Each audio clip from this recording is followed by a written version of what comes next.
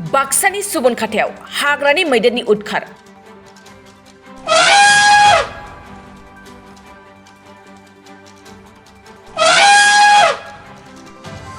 हरखाबै न'-बां फरायसालि सिफायनानै सिलिंखार खालामनानै गालांजोबो मैदेर फालोआ। हाग्रानि मैदेरा भारत भुटान सिमना ओनसोलाव रायजो जानाय सुबुंफोरनि न'-बां सिफायनाय आरो आबाद जानानै गोबां खहा खालामनायखौ सम सम नुनो मोनगासिनो दं।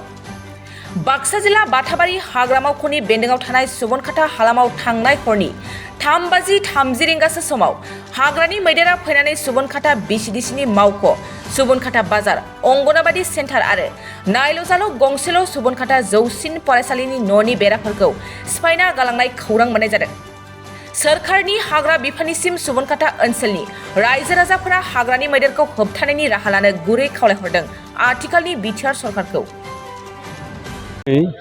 ৰাতিপুৱা উঠাৰ লগে লগে গম পালোঁ, ফোন পালোঁ, ইয়াৰ পৰা ফোন পঠাইছে বোলে হাতীয়ে আমাৰ অফিচটো ভাঙিছে।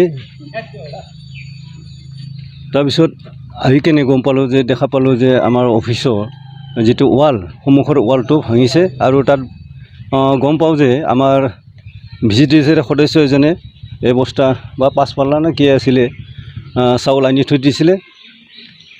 সেইখিনি বেৰাটো ভাঙি সেইখিনি খাই গুচি গ'ল।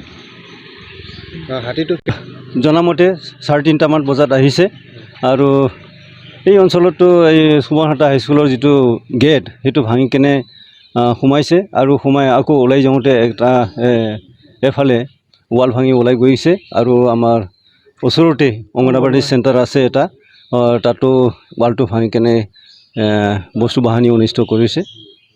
এতিয়ালৈকে বন বিভাগৰ মানুহ পোৱা নাই। এতিয়ালৈকে মই কৈ আহিছোঁ, ৰাস্তাত লগ পাই কেনে কৈ আহিছোঁ, এতিয়ালৈকে আহি পোৱা নাই।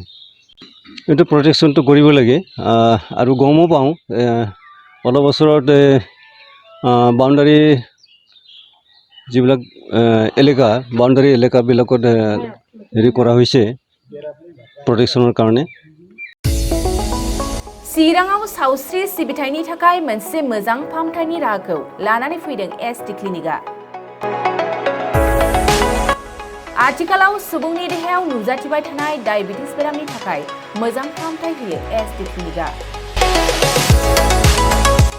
चिरां जिल्लानि SBI काजलगाव ब्रान्चनि लांगोनायाव फसंनाय एसटि क्लिनिकआव डायबिटिस बेरामनि अनगायैबो फाहामथाय होबावगोन लिभारनि जेंना आरो माखासे सरासनस्रा बेमारफोर। बे एसटि क्लिनिकआव डायबिटिस बेरामनि फाहामथायखौ होगोन जर'खा फाहामगिरि डक्टर समिक देबा। नोंथांमोना फुं आरो मोनाबिलि समावबो बे क्लिनिकआव फाहामथाय लानो हागोन। डक्टर, लेबरेटरि, मुलि, ECG सिबिथायनि खाबुफोरखौ बे एसटि क्लिनिकआव मोनजोबगोन। जुदि एसटि क्लिनिकआव रायजो राजाफ्रा गाव गावनि देहायारि जेंनाखौ फाहामथाय लानोबा नैबे मबाइल नम्बर 7002293924 एबा 9954687226 आव थोंजों मुं थिसननो हागोन।